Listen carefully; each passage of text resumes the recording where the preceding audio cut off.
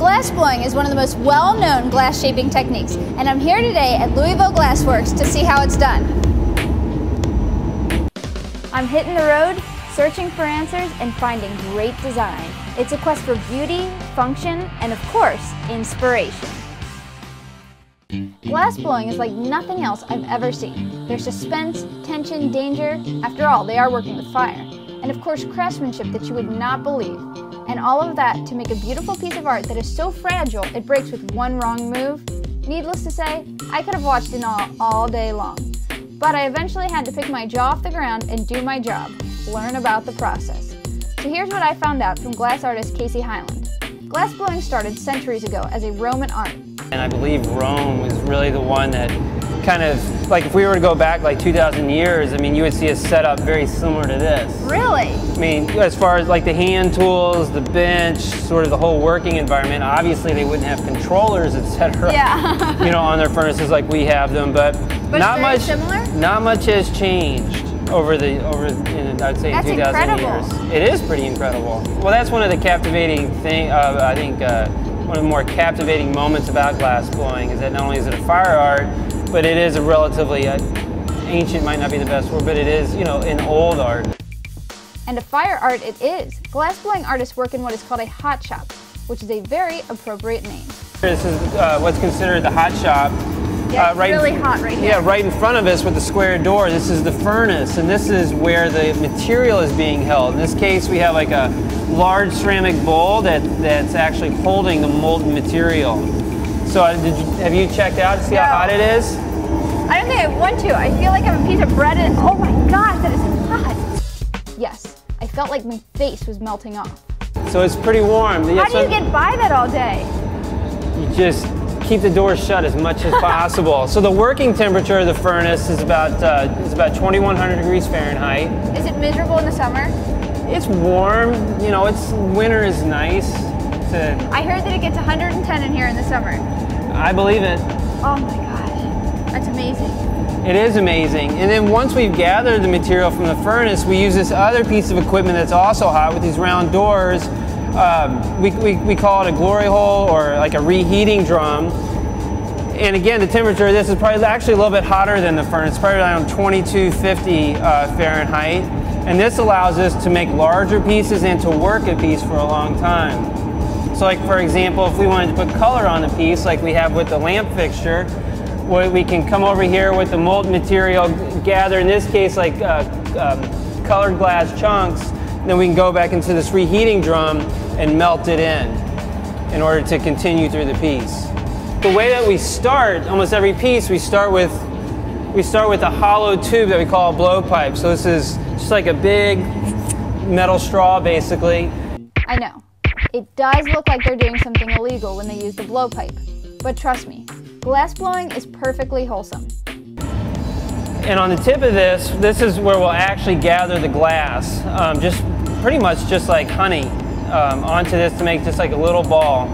So then, does it get hot down there when you're blowing it? Well, it's metal? It can get hot. I mean, we do cool it down with water. That's what these cans are here for, so we can cool this down. And as we continue to work the piece, the pipe, you know, it can get warm, but it is 4 feet, and so the heat doesn't transfer. I mean, I wouldn't want to put my hand all the way down there. But your lips don't burn. The lips don't burn. Because that is what I would be afraid of. Oh, and the fact that the glass is over 2,000 degrees, that's pretty impressive. But these artists know what they're doing, and after gathering glass from the furnace with the blowpipe, the next step is to apply colored glass. Once the colored glass is on, it's time to form the glass. And then using the steel table, the newspaper, the wooden blocks, and the other hand tools that we have, begin to shape that molten mass to where that we can control by blowing, by using gravity, by using the heat from the glory hole to begin shaping, in this case, the vessel that we want. And those tools he was talking about are pretty cool. So then, how does each tool work? What does each one do? Well, in this case, like, you know, this is just a fruit wood block. In this case, it helps us to shape it, and it cools the surface of the glass down so we can get the core, in this case, the core of the glass hot so that it blows out evenly. We can use one of these raggedy old newspaper pads, and it kind of, you know, it acts as our hand. He's not kidding. A wet newspaper is literally the only thing put between his hand and the molten glass. The water keeps his hand from burning, while the ashes allow the newspaper to slide easily over the glass. Unbelievable, I know. These are what are called jacks. As you saw when I was making the piece, I used this tool like to separate the piece from the pipe so that we could transfer it to the punny. You could also use these for shaping, making straight edges, etc. Then you just have your other handled tools, just sort of different shape tools. This allows us to cut, to grab. This is like a large pair of tweezers that we can also cut the glass. And then we just have just your standard sort of tweezers that allows you to pick and just to pick at the stuff. So then what does that thing do? And this is a Sophietta.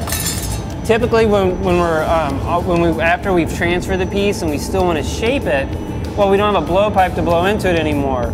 So in this case, with the help of an assistant, we can use the heat in the material and insert this into the end and blow into it, and that'll allow us to fill it out so that we can get to the shape. Like with the lamp fixture, for example, I was able to begin shaping the shoulder so that it was the right diameter that I wanted. So after you get it all shaped in the way you want it, what do you do with it then? Well, once it's actually shaped and finished, it's still relatively hot. Still probably about 1,000 degrees or so. And so I just couldn't just leave it out on the table, or just because of thermal shock it would crack. So when we're finished, we put it like in a annealer.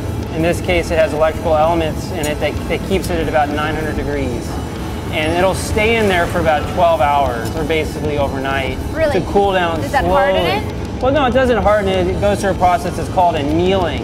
And annealing is taking something from a high temperature to a lower temperature slowly to relieve all the stresses related to the heat. And after the blown glass has cooled off, you're left with a beautiful piece of art. But just between you and me, I still think the glass blowing process is more captivating. And now, when I look at a piece of blown glass, it's that much cooler because I know how it's made. For extra information about where I've been and what I've learned, visit my website, www.askthedecorator.com.